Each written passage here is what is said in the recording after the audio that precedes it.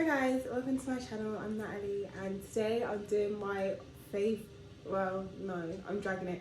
They're not my favourite, but because they're the only ones I've read. So I guess like a bit of a review on my favourite black books that I've read, and I really enjoyed them, so I'm actually kind of excited to talk about them. So yeah. So one of the first ones I read was Fake It Till You Bake It, and this is a fake dating trope between Jada and Donovan.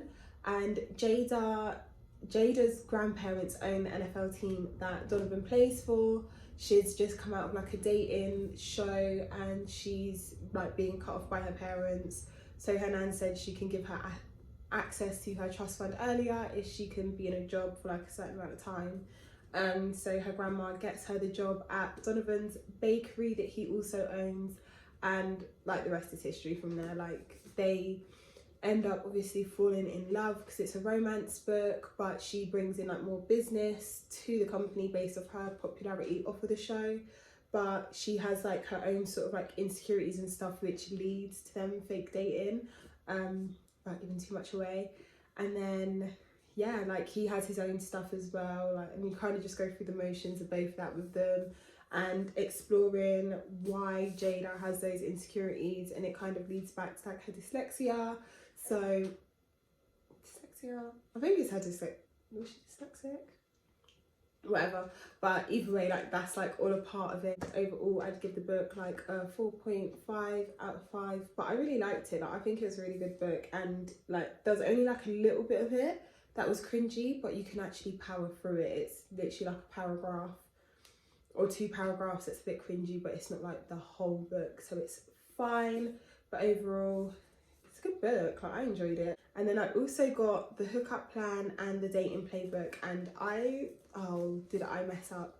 So I didn't realise that these were meant to be read together alongside the Boyfriend Project, which I don't have, which is the first one. So I've read it back to front. I started with London and Drew, and then with Taylor and Jamar, and then I would be with, is it Daniel and Samaya in the Boyfriend Project. So basically it's following the lives of these 3 women who were dating the same guy. They caught him out, went viral, and then like they became friends and have kind of helped each other on each of their own journeys.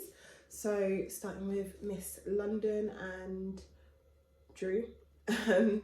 So theirs is like they were rivals in school, like academic rivals in school, and then they rekindle at their high school reunion. London basically is like really stressed at work, so her friend said she just needs like a one night stand, and that ends up being Drew. And then they kind of want to continue with like a friends with benefits thing, but Drew has feelings for her and doesn't necessarily want that. I really enjoyed this book. Like I thought this one was really good, and it was like a nice read because it wasn't just too focused on their romance. So I felt like I did get a good amount of their individual lives as well as just them as like a unit, for example. But the Dating Playbook, I didn't enjoy the Dating Playbook, the Dating Playbook as much as I enjoyed the Hookup Plan. But this is basically a fake I don't know, it's a fake dating trope with Jamar and with Taylor. And Taylor basically, like rent is due for Taylor and she ain't got the money for it.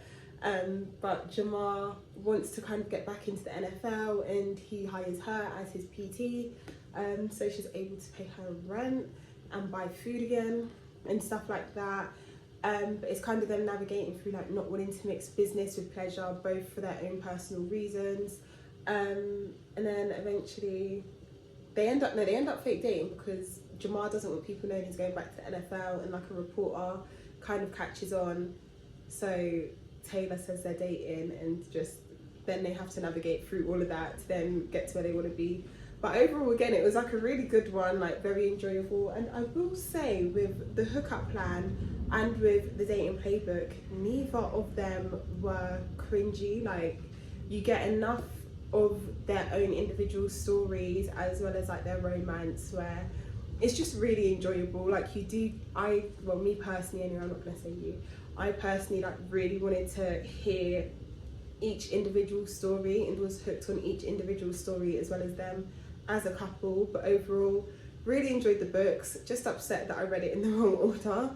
I also read Intercepted, and I don't know, Intercepted wasn't really my favourite. Like, I don't really remember it much. Like, it just doesn't have that remember factor. Like, I think Marley, a lot of the things she was saying was just so cringy and just made me, like, when I was reading it, like, I'd be like, oh gosh, like, it was very like try hard and stuff like that, and I just wasn't vibing with it. The story is basically that she was with this guy from the NFL and they was like together since school. He cheats on her again, so she leaves finally. She ends up with a different guy who happens to also be a player on that team, and like all the other wags don't like her, and like navigating through that. It just wasn't my favourite. I just think the cringiness of it just took away from the rest of the story from me and made it really hard. So Intercepted, I'd probably give like a 2.5 out of 5. But it was an easy read, so like thumbs up for that.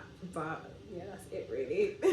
So those were all the books I read. My favourites were definitely the Farrah book, the Farrah Rochon books, and Fake It Till You Bake It. I think because as well, like, they have like my favourite tropes in it, like the whole enemies to lovers. Oh yeah, I've got to say the enemies to lovers with the, I was going to say the hating game, with the hookup plan, and yeah, like all of them are just really nice, like romances. Yeah, that is all. Thank you for watching. Bye.